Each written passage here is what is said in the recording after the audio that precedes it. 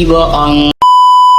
Aku hanya memikirkan satu peraturan penting. Kenapa kau lakukan hari ini kalau kau bisa melakukannya besok? Few moments later.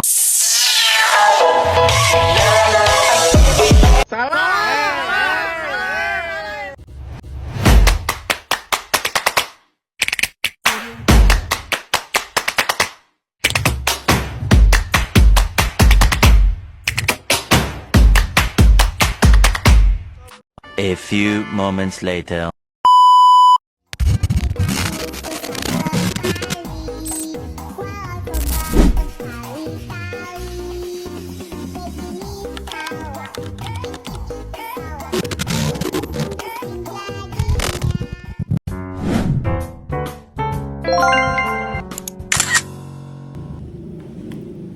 Halo teman-teman semua, kembali lagi dengan channel YouTubeku. Kalian pasti tahu kan kalau aku kembali lagi mengupload video berarti aku sedang, betul, aku mendapatkan sebuah tugas, yaitu tugasnya itu matkul keterampilan berbicara. Sebelumnya untuk mengisi pembukaan dulu mau memperkenalkan diriku dahulu ya teman-teman. Perkenalkan, nama saya Devi Julianda Putri, biasa dipanggil Devi atau Julianda, dengan NIM 25112074018. Aku dari Prodi Pendidikan Bahasa dan Sastra Indonesia kelas B. Di sini saya mendapatkan tugas, yaitu tugas dari keterampilan berbicara. Tugasnya membuat sebuah dongeng dengan menggunakan properti atau alat yang seadanya, sekreatif kita. Nah, di sini saya akan menampilkan sebuah dongeng atau menceritakan sebuah dongeng yang berjudul Kancil dan Kura-Kura. Selamat menonton teman-teman, semoga menghibur ya. Pada suatu hari, di sebuah hutan, ada seekor kelinci yang sangat lincah. Kelinci ini dikenal sebagai hewan yang angkuh karena ia adalah salah satu hewan yang paling cepat di hutan. Seringkali kelinci ini meledek hewan-hewan lainnya di hutan karena tidak secepat dan selincah dirinya. Banyak hewan yang sebenarnya merasa kesal dengan sifat kelinci ini, tapi mereka tidak terlalu menghiraukannya. Mereka membiarkan si kecil terus menunjukkan kesombongannya karena mereka terlalu malas berurusan dengannya. Suatu hari, seekor kura-kura berjalan melewati kelinci. Kelinci tentu saja ingin mengejek kura-kura yang jalannya lambat. Kelinci itu memberhentikan kura-kura dan berkata, "Jalanmu lambat sekali. Aku yakin kalau kita berlomba lari, kamu tidak akan bisa mengalahkanku," ujar si kelinci dengan nada yang tinggi. Kura-kura hanya mengangguk dan ingin melanjutkan perjalanannya, tapi si kelinci menghentikannya lagi. "Aku menantangmu untuk berlomba lari denganku. Apakah kamu berani, kura-kura?" tanya si kelinci sambil tersenyum licik. "Iya boleh, kita bisa berlomba esok hari," ujar kura-kura. Si kelinci pun sempat terkejut karena kura-kura berani menerima tantangannya. Namun, kelinci merasa senang dan puas karena ia tahu ia akan menang di perlombaan itu.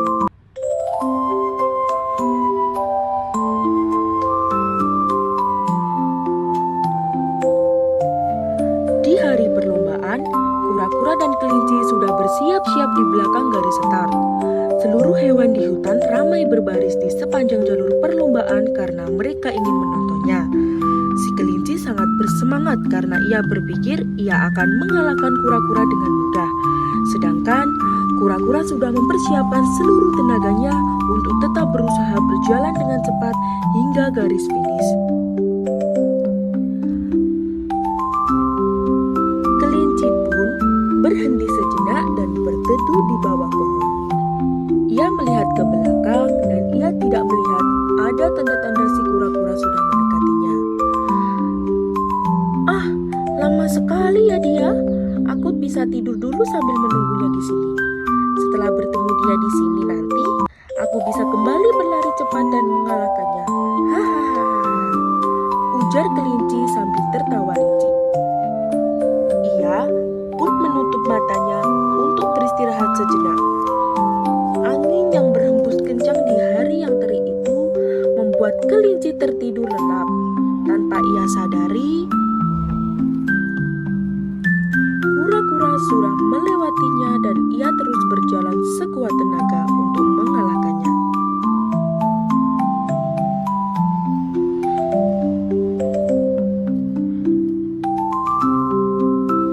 Kelinci pun terbangun.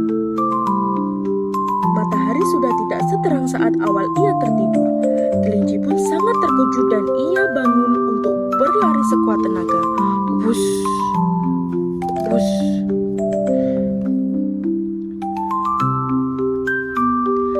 Tak disangka-sangka, saat ia di garis finish, kura-kura sudah sampai lebih dahulu dan merayakan kemenangannya bersama hewan-hewan lainnya. Kelinci pun merasa malu dan ia berlari pulang.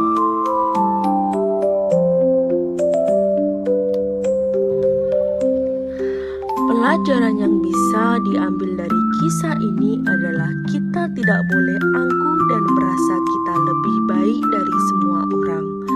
Semua orang diciptakan dengan kelebihan dan kekurangan masing-masing. Sebaliknya, kita semua tetap berbuat baik dan mendukung orang-orang di sekitar kita dalam kebaikan. Baik teman-teman, akhirnya tamatlah sudah dongeng tadi. Bagaimana, menghibur kalian tidak? Semoga menghibur ya. Di sini aku akan menambahkan amanat atau pesan moral dari cerita dongeng tersebut. Dongeng kelinci dan kura-kura mengajarkan kita bahwa dalam kehidupan tidak seharusnya kita merasa sombong hanya karena kelebihan kita, sebab kesombongan dapat membuat kita meremehkan orang lain dan akhirnya menjerumuskan kita sendiri. Kelinci yang cepat kalah karena terlalu percaya diri dan lengah, sementara kura-kura yang lambat justru bisa menang karena sabar, tekun, dan kerendahan hati jauh lebih berharga dibandingkan hanya mengandalkan bakat atau kemampuan alami. Karena pada akhirnya orang yang konsisten dan mau berusaha dengan sungguh-sungguh yang akan mencapai keberhasilan. Nah, dari cerita tadi kita bisa memetik sedikit ya teman-teman, bahwa kesombongan itu hanya akan membuat kita menjerumuskan kita ke hal-hal yang tidak baik. Akan banyak orang yang tidak senang dengan kita, akan banyak orang-orang yang akan menjauh dari kita. Sebab karena apa?